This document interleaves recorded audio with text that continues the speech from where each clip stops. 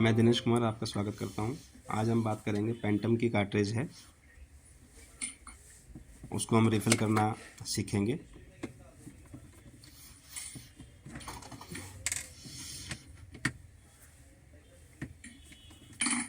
ये कार्ट्रिज लगभग सैमसंग के जैसी होती है।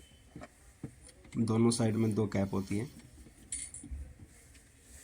एक एक करके हम इनकी कैप निकालेंगे दोनों साइड की।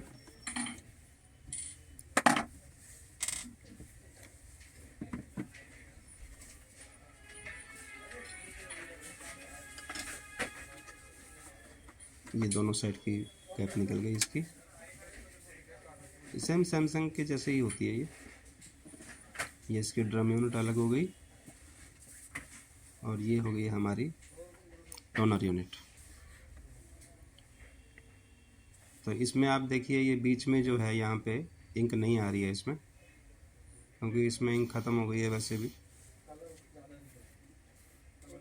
तो ये दिख रहा है कि यहाँ पे लाइनिंग सी दिख रही है ना आपको, तो मतलब इंक कम है। और दूसरा क्या है कि इसमें अगर हम सिर्फ इंक डाल देंगे, ये साइड में जैसे कैप है, ये कैप निकाल करके अगर इंक डाल देंगे इसमें तो प्रिंट सही नहीं आएगा इसका। एक स्प्रिंग लगा होता है इसमें, इसलिए मैंने ध्यान से दिखाया है। आप ये स्प्रिंग जो है ध्यान से निकालना है ताकि नीचे ना गिर जाए। ये डेवलपर हमने निकाल दिया है इसका। इंक जब ख़त्म हो जाती है तो डेवलपर पे लाइनिंग नहीं होनी चाहिए। अगर लाइनिंग है उस पर और तो फिर हम सिर्फ इंक डाल देंगे उसकी कैप निकाल करके, तो उसमें उसके प्रिंट डार्क तो हो जाएगा थोड़ा सा, क्योंकि पहले इंक नहीं थी, अब हमने इंक डाल दी है, लेकिन उसमें भी लाइनिंग आएगी। इस चीज़ का ध्यान रखना। ये कार्ट्रिज को मैंने खाली कर दिया है, उसमें थोड़ा ब्लोअर मार देते हैं।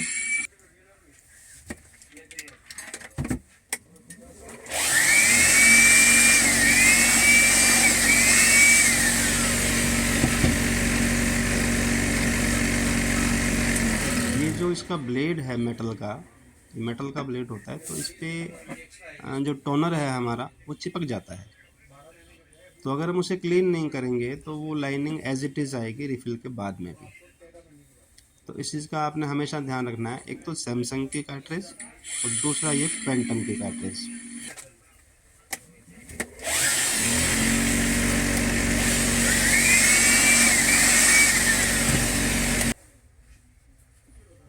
उसके बाद ब्लोअर लगा करके फिर ही रिफ़िल करना है आपने। इस चीज़ का ध्यान रखिएगा। ये इसका डेवलपर है, डेवलपर इसका रबड़ का होता है। एचपी में एल्युमिनियम का होता है और सैमसंग में, पेंटम में, इनमें रबड़ का होता है। तो इसको थोड़ा क्लीन करके अच्छे से, ये कार्ट्रिज फर्स्ट टाइम रिफ़िल हो रही है इसलिए इसको ज़्यादा रगड़ने की ज़रूरत नहीं पड़ी, नहीं तो इसको अच्छे से साफ़ करना पड़ता है कुछ लिक्विड लगा करके। ये इसका स्प्रिंग है, ये जैसे हमने निकाला था वैसे ही लगा देंगे वापस। और अब हम इसको रिफ़िल कर देंगे। टोनर का ज़रा आप ध्यान रखिएगा, मैं हर बार बोलता हूँ टोनर बहुत अच्छी क्वालिटी का टोनर ही इस्तेमाल करना चाहिए, जिससे क्या है कि ग्राहक को पेज यील्ड जिसको बोलते हैं वो पूरा मिले, नंबर ऑफ कॉपीज़ जो है अच्छी मिले और शुरू से लेके अंत तक अच्छे प्रिंट आउट आएँ, एक जैसे प्रिंट आउट आएँ। तो ये टोनर की क्वालिटी अच्छी होती है तभी ये चीज़ पॉसिबल हो पाती है।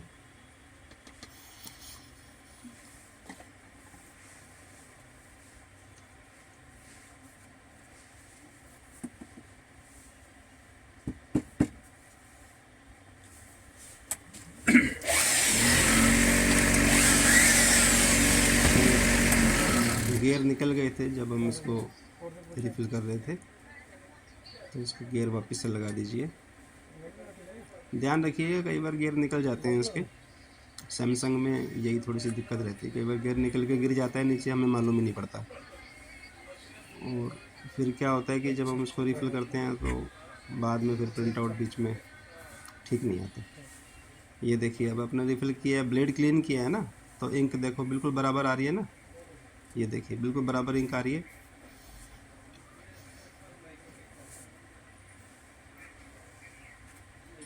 तो ऐसे बिल्कुल बराबर इंक आएगी तो प्रिंट भी आपका बराबर आएगा।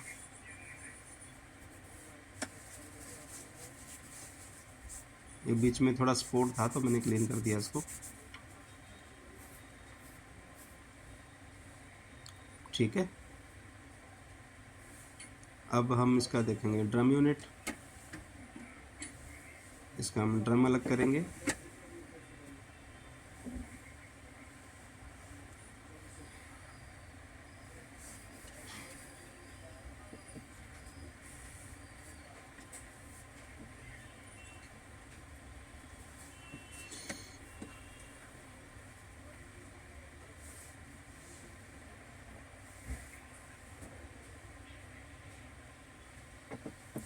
इसका पीसीआर,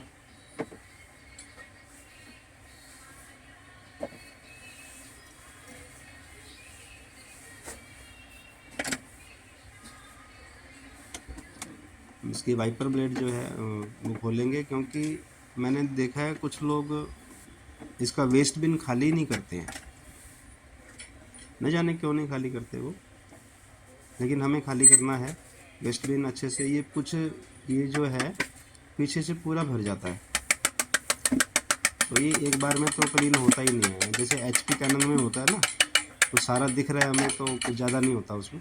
इसमें ये पीछे का जो बॉक्स बंद है वो पूरा भर जाता है, बड़ा होता है इसका वेस्ट बिन। तो अच्छे से झाड़ के निकालनी पड़ेगी इंक इसमें अच्छे से, नहीं तो इसके अंदर ना ये जो नॉन मैग्नेटिक जो टोनर होता है वो सॉलिड बन जाता है कुछ टाइम के बाद।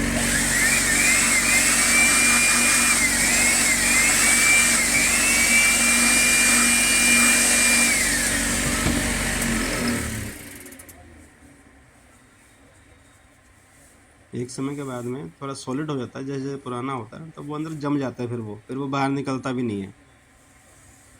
तो इसलिए उसको साथ ही साथ निकालते रहना चाहिए, तो कार्ट्रिज फिर ख़राब हो जाती है। तो कुछ लोग तो जो टोनर जो हमने रिफ़िल करते हैं वो उसको भी पूरा खाली नहीं करते, उसी में टोनर डालते रहते हैं। तो पुराना टोनर निकाल देना चाहिए, जहाँ तक मैं समझता हूँ। पुराना निकाल करके नया रिफ़िल करना चाहिए, क्योंकि हमने टोनर तो पूरा ही डालना है, बोतल उसकी पूरी आती है तो पूरा डालो, वो निकाल दो उसका पहले वाला सारा। वाइपर हम लगा देंगे वापस से। वाइपर को साफ़ नहीं करना चाहिए, अगर साफ़ करो तो फिर इंक लगानी पड़ेगी आगे रबड़ पे उस पर। और वैसे उसको साफ़ करने से कुछ होता भी नहीं है।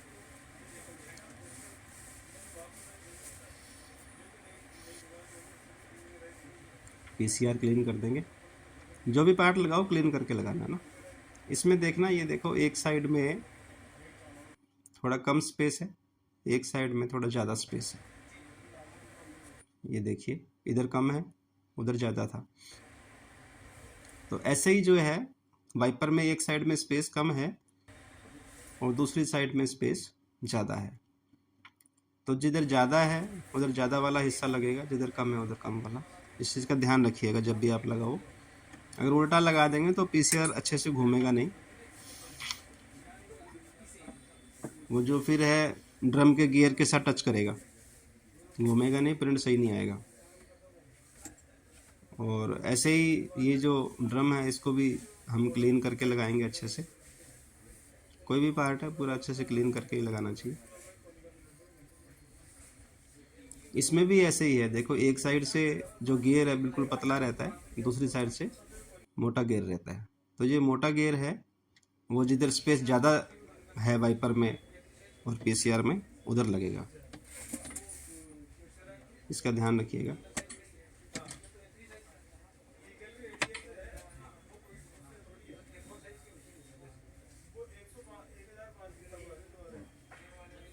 अच्छे से चेक कर लें कि ड्रम अच्छे से फिट हो गया है नहीं हुआ है। नीचे हम टोनर यूनिट रखेंगे और ऊपर जो है ड्रम यूनिट लगाएंगे।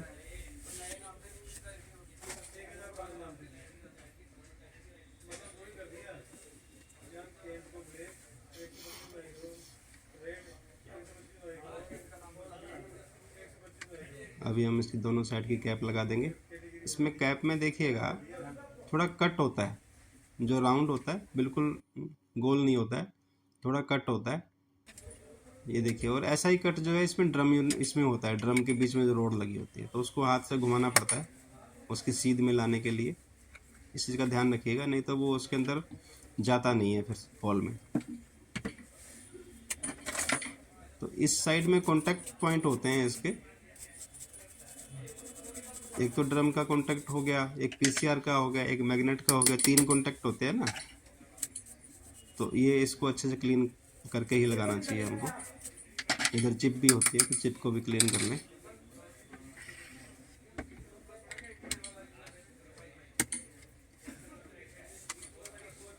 ये अच्छे से फिट हो गया। पेच जो हैं इसके वो पूरे लगाएं। कई बार देखता हूँ कि पेच लगे ही नहीं होते हैं कुछ कार्ट्रिज के, तो ऐसे ही चल रही होती है। तो कृपया ऐसी गलतियाँ ना करें, पेच पूरे लगाएं। क्योंकि कार्ट्रिज जब अंदर प्रिंटर के अंदर जब घूमती है ना, जब चलती है, तो कार्ट्रिज पे लोड पड़ता है। कार्ट्रिज पे लोड पड़ता है तो कार्ट्रिज इनबैलेंस हो जाती है अगर पेच पूरे नहीं लगे होंगे तो फिर प्रिंट में मिस्टेक आती हैं। फिर हम सोचते रहते हैं पता नहीं क्या कारण है, पार्ट्स बदलते रहते हैं, तो कई बार कारण पेच का ही होता है। तो नट वगैरह पूरे लगाएं, इस चीज़ की कंजूसी ना करें। और सैमसंग में तो खासकर पेच पूरा ही लगाना चाहिए, नहीं तो ड्रम का स्पॉट आना शुरू हो जाता है। ये एक साइड से जो है थोड़ा लाइट आना शुरू हो जाता है। और तो बार देखा होगा आपने सैमसंग की कार्ट्रिज में ऐसा होता है कि लेफ़्ट साइड से जो है प्रिंट 4 बार छोड़ करके वाइट आता है। वो ड्रम की कैप का ही इशू होता है।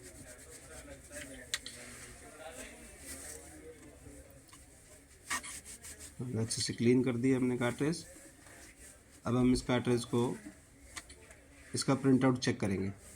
पहले का प्रिंट आउट मैं आपको दिखा नहीं पाया, थोड़ा अपना चेंज तो करेगी, वो रह गया था।